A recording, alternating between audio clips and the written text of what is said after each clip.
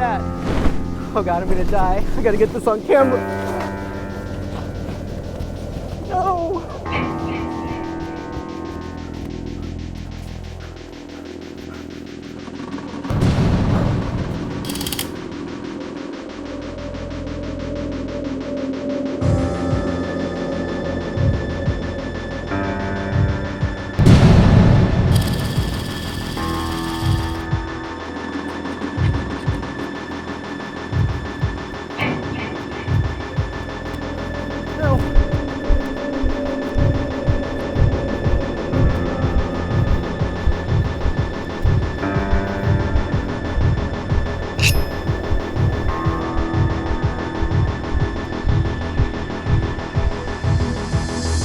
Hey everybody, welcome to The Marino Show. I'm your host, David Marino, and today I'm speaking with my friend and my former co-host, Candace Bellamy. Candace is a documentary filmmaker. Her first film, Healer, is about Dr. Joycelyn Elders, the life story of Dr. Joycelyn Elders, the first African-American Surgeon General of the United States. The film has been on the festival circuit, and it recently premiered on PBS in San Antonio just a few months ago. And Candace, I'm so happy to have you back, and I'm happy to be talking about your film again and just like what you have coming up in the future. Oh, well, thanks. It's always great to be here. I was trying to see how long I could stay in that position and like sort of look like I was frozen. So anyway, yeah, that was me having fun. But yeah, it's so great to be back. It's always good to see you. And yeah, I'm happy to excited to talk to you about Healer. Yeah, I remember last time we talked, it was just starting to get onto the festival circuit, but I've seen your posts over the last year, and I've seen it's been very impressive to see all the different places that you've shown this film. First of all, for those who don't know, can you just kind of give us a synopsis again of what Healer is about, and just, we'll go from there and talk about all the places that you've shown it. Oh, sure. So Healer is about Dr. Joycelyn Elders, the first African American Surgeon General of the United States, and about her humble beginnings. She was born the daughter of a sharecropper. She picked cotton growing up, never thought, never imagined that she could ever be a doctor. But through a series of events, indeed became a doctor, never imagined, becoming Surgeon General. And lo and behold, she, with hard work and perseverance, became the first African American Surgeon General. So she's just an incredible woman. Her work is incredible. It still stands today. And so the whole thing for me as an independent filmmaker is when I applied for various festivals, I was told, like, to have low expectations. You're a first time, feature documentary filmmaker. So, you probably won't get into anything. And so imagine my surprise when I did get into festivals, which was really exciting. And just the idea that people had the opportunity to get to see and know more about Dr. Elders and hear her story and know that, know what's possible, but also know that, in the midst of, you know, I guess controversy, which I don't find her controversial, but it really would depend on who you talk to. But in the midst of all that, she stood firm in her beliefs and she stood for what was right. And I think that, for me was, inspiring. And so it was in the, DC Black Film Festival, Bronze Lens Film Festival, San Antonio Film Festival, Harlem International Film Festival. So, I mean, it's really had a nice run in the festivals, and through that, the networking opportunities have been pretty incredible. And then, as you mentioned, it premiered on San Antonio PBS in November of last year, which was really exciting. And and we'll see what's next. There's a couple of community screenings that will be coming up for the film in this area, and then some in other states. And so it's really exciting. And I think I had someone talk to me about, like, where do you want to go with this film? Or what did you foresee for this film? I had no expectations, and I'm learning as I go. And I think that's an important part of the whole filmmaking process. So much of what you do, you will learn as you go. Nobody knows it all. I mean, some people, maybe they say they know it all, but not really, because it's art, and art is subjective. So it's been exciting. It's been really encouraging, the people that I've met. along the way that have, again, just encouraged me and also said, "Hey, think about this or think about that." So that's been great too. So, but yeah, it's been a wonderful journey, and Dr. Elders has been a part of it too. She was a part of the um, screening that I did in December. We both attended via Zoom, which was really cool. But if she's not available to participate, and that sometimes that's the case, I also, always talk to her and I let her know what's going on, and she very much approves of it and just tells me to keep going, which is really cool. I know that this film was really a labor of love for you, and it took 5 years, being your first film, to get everything done. And now having been, at these different festivals and really getting to have that one-on-one interaction with the people who've seen it, what did they tell you? What were some of the highlights of things that stood out to you that people told you when they saw the film? Were some like not really aware of who she was? Were others just, you know, surprised, or was it like a learning experience for a lot of people? I mean, what did you experience, with the audiences as they watched, your film? I think it was all those things. I think there were definitely people that didn't know who she was. I think there were some people that, when they started watching the film, they go, "Oh, I remember she was, Surgeon General," and so they're getting a refresher. But I think it was interesting to see people really be inspired by the work she did, not only as Surgeon General, but as the Arkansas Department of Health director, as a physician, as an pediatric endocrinologist, all the things she did. I think people are really, inspired by her work, but also, again, her tenacity. She was very straightforward. She didn't back down. All those things in a world sometimes where it feels like we are silenced or don't say what we feel for fear of repercussions. She didn't have that sort of feeling. She just went for it every time because she really believed in, and she had the research to prove it. The what she talked about, and particularly in terms of teen births and women's reproductive rights and health care, period. And so, I mean, some of the things that she spoke about, again, have translated over time into legislation, which I think is really cool. And then other things, continue to be controversial, which is, again, surprising. I have to say, too, I'm a doctor. So when I talk about this, I'm looking at it from that perspective and I'm like, what? Like, this makes sense to me. But I can also, at the same time, if you don't have that background, maybe some of the things she talked about felt controversial, but they just don't to me. Yeah. And also just, the time was different too. But I'm sure that, for her, I think we talked about this last time.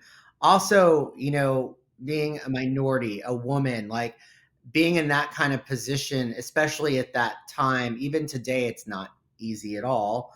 But for her to have that backbone and to not care, because it's different for, if you don't look a certain way, you're not part of a certain group, that the idea is you should just be happy to have this opportunity that you were given. And for some people, it would be almost like they would stay quiet just to keep the position. And for her to have the wherewithal to say, this is how I feel, even if it went against what others thought, I think that is definitely something to admire. And I mean, she wasn't one to sugarcoat. There are some people that they can present something a certain way that even if it's bad, it doesn't sound as bad or it doesn't sound as harsh. And she just laid it out there. And I think the fact that she said, "I'm going to tell it like it is," because these things are issues of the day. When we're talking about teen pregnancy and generational poverty and never getting out of that cycle, that's a big deal. That was a topic at the time. It is still an important issue that we face in this country today. When we see kids having kids, and it goes on, how are you able to get out of that? You don't have an education, you don't have resources. And so I think the fact that she was able to speak in the way that she did, That to me is just so powerful. I think one of the, again, I had many people come up to me and tell me different things about what they loved about the film. No one had anything particularly critical to say, but if they had, that would have been fine too. That's, again, it's art. But one of the special moments for me was at the San Antonio Film Festival.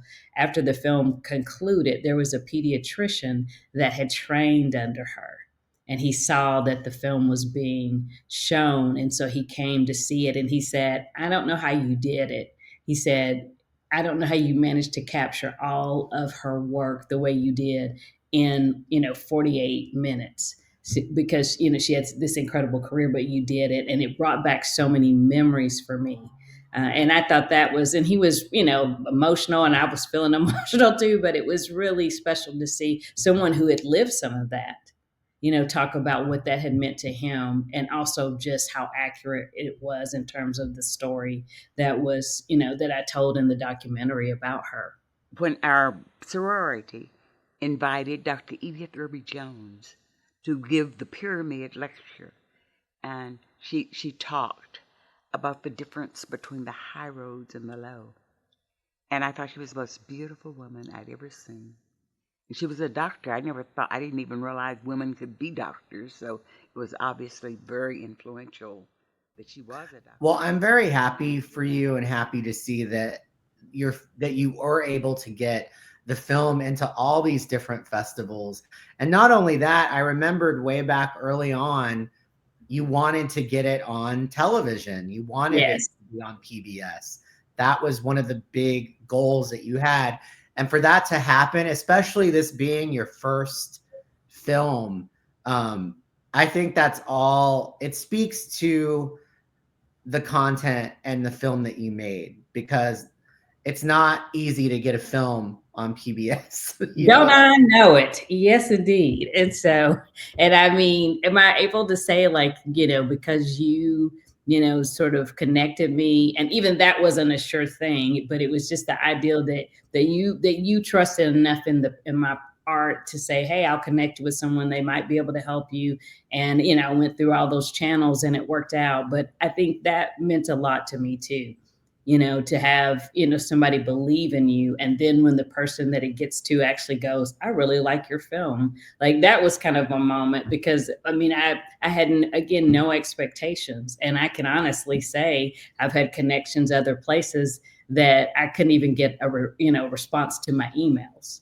So to have, oh yeah, I mean, Well, you know what? I always say this, and you and I have had this talk offline before. The whole reason I get to do this show is because of you. And so it's not even like I'm going to do her a favor now. It's more like it's just what you do to help other people, especially when you see like the talent that they have, and you saw something in me. I mean, I know I did news years ago, but you saw something in me that I didn't think I could do this. And so I was just so happy for you and so proud of the fact that you worked so hard on this. And I wanted that other people to be able to also see that. So I'm happy that it happened, and you're going to continue to get accolades for it, and that's I think for you, I'm sure the most important thing is that people see it and learn, and yes, absolutely. that they understand that where we are today didn't come without people making certain sacrifices, even in their careers, to get some of the things that we have now in terms of resources. And that's important.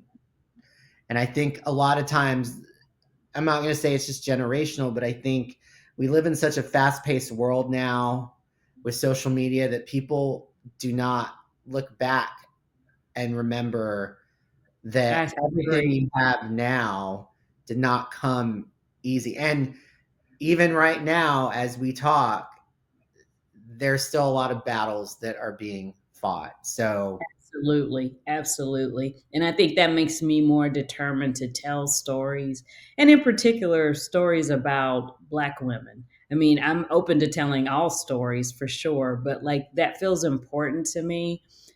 Dr. Elder's story came to me at a time when I needed inspiration, and to be able to, put that story together, create the film, get to meet her, spend time with her over that 5 years. Like all of that was so meaningful to me, and I'm so grateful for that. And I mentioned I'm in the development phase on a new documentary on Black cowgirls, and I'm excited to tell those stories. I think it's so cool to see the history of that, the origins, because I do agree, so much of what has happened in the past has an impact on the present and has an influence. And so it's good to know where those origins, started. When someone is, again, when Dr. Elders came from humble beginnings, or when someone during the, old West of, a Black woman, being a part of that, the cowboys and cowgirls and all of that history, we need to talk about it. We need to know about it.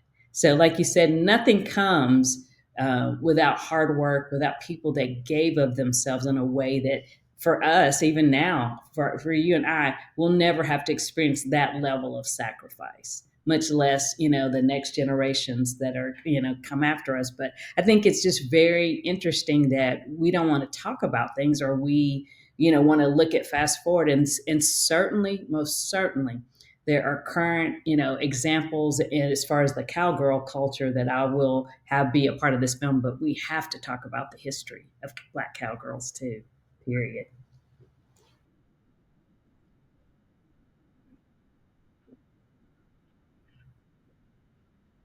So I've wanted to do it for a long time, and I think if it interests me, I believe it will interest others. And I think when you have an interest, you don't have to love everything to the nth degree, but if you have a curiosity about something, I think that allows you to tell a story, because you sort of go on, as a detective, and start, looking at different aspects, and from there the story comes. And so for me, I've always sort of loved cowgirls. I remember playing, cowgirls when I was a kid, but never knowing that history. And I saw like a fictionalized version of real cowgirls and cowboys. And I thought it was really cool, but I'm like, what's the real story? And so I thought, you know what? I'm, of all things, I'm in Texas. So, if a story can be made about Black cowgirls, it's going to be in Texas. And so I started doing some research, talked to some friends of mine who said, oh, there's a whole culture in San Antonio. And I'm like, what? When I think of San Antonio, I think of like concrete, and buildings and all of this, not thinking about cowboys and cowgirls. And so my friend has connected me that way. And then, I recently went to the Cowgirl Museum, and Bethany, who's there, was just an incredible resource, and took 2 hours out of her time to speak with me and talk about cowgirls and provide some information for me. So, I mean, it's just very exciting, and I'm excited about doing this, and I can already imagine what the film's going to look like. So, but I'm in the development. We haven't started filming yet, but we're getting all this, down on paper and contacting people, and so hopefully we'll start filming. I'd love to start filming this spring. I think it's great that you're doing this movie too, because it also changes the narrative for those of us. Even we all have our own like biases, or we don't realize that when you think of cowboys, what I grew up seeing, in reruns on old black and white shows was white Yeah. men, right?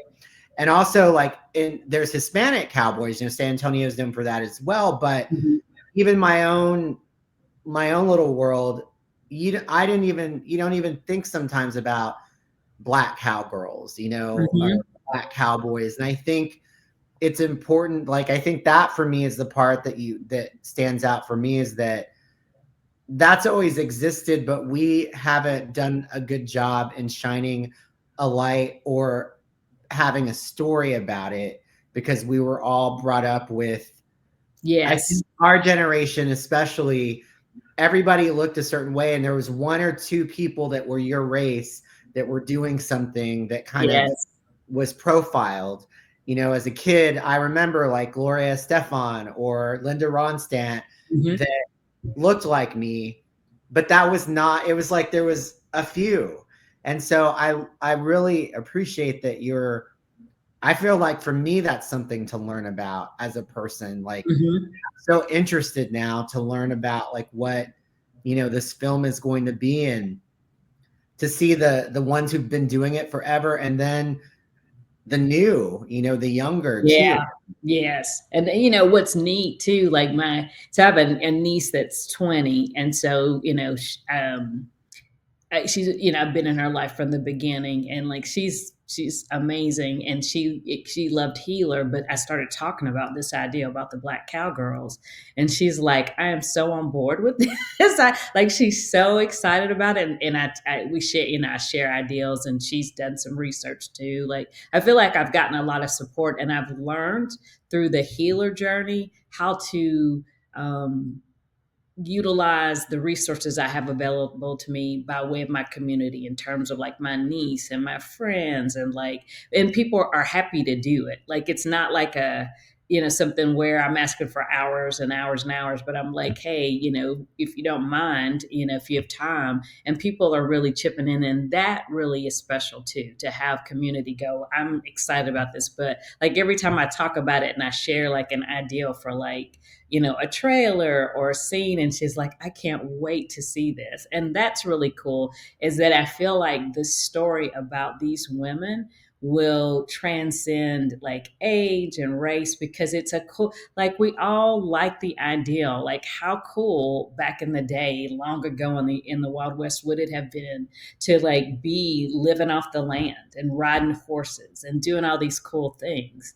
And so I think, there's some part of that that's just a really, again, it's really cool to think of, and imagine, and then to be able to see some of the modern cowgirls and what they're doing, I think will be really exciting and really interesting. So I look forward to moving ahead with this project. Now, I know you're also a singer, and your hands are going to be full doing all the filmmaking and with this film. But have you thought of, and maybe not necessarily for this film, but it would be cool, your new movie. Have you ever thought of fusing the two, like maybe having a song that you sing that's part of like the end credits, or for one of these films, just because you do have that talent? So I mean, is that something that you've thought of? Because I was thinking about that the other day before our interview. Like, I wonder if she would ever. I mean, it's adding more to your plate, obviously, which that's a lot. But have you thought about it at all, or entertained it? I mean, every chance I can, and mostly these days it's at home, I sing. I still very much love music, and it's a part of me. And I hadn't considered it, only because when I get in this headspace of thinking about the film, like I literally, like, there's a camera rolling in my head, and all these ideas are coming, and I'm so excited that I don't ever stop to think, well, you could do a song for it.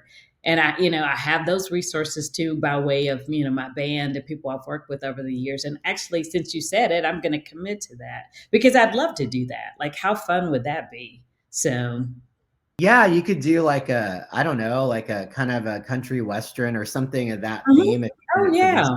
Yeah. Yeah, I totally would be. Yeah, I don't know. Again, like, now is the time to think of those things, not like as you're like finishing the edit and like, oh, I wish I'd done a song here. Like, did it's too late? Like, if I start thinking about that now, like, that would, yeah, I love that idea. So thank you for sharing that. Yeah. Well, you've done these, you've done your first film. Now you're, in the beginning process of the early stages of this second film. I'm sure moving forward, I know this has been a huge passion for you, and filmmaking and getting into it.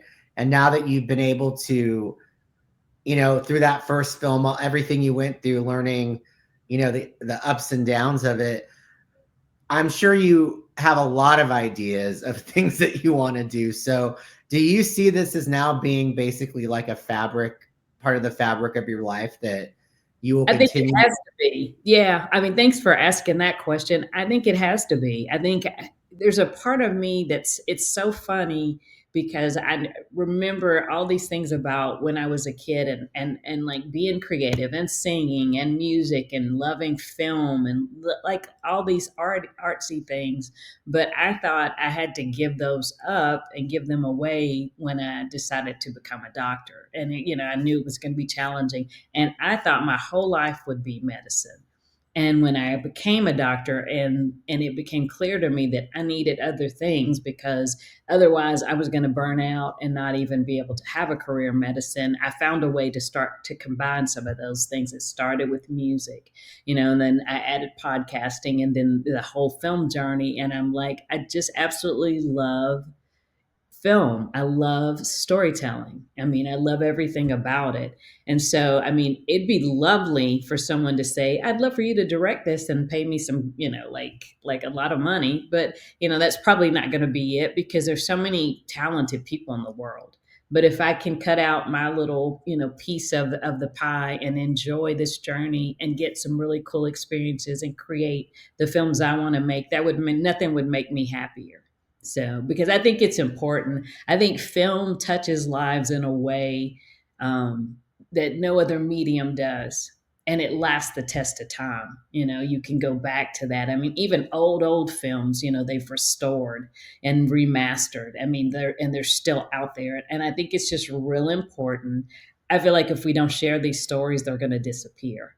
And we can't, like, the museums and different things, they can't all do that work. Like, we have to do some of that work too. And it feels like in that way for me, that it's real important for me to be able to tell these stories, record these stories, so that they last well beyond my lifetime.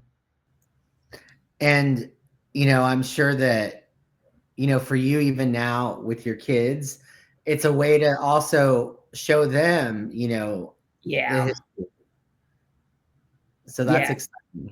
Yeah, and it is. And I mean, they've seen the film and they're like, oh, that's cool. But like, I'm still mom, like, well, where are we going to eat? So like, that's not like, but I also hope that I'm showing them like, hey, yeah, I'm a doctor, but I'm also a filmmaker. I'm doing these different things. And I think I remind them that they can do the same. Like, I feel like that's important.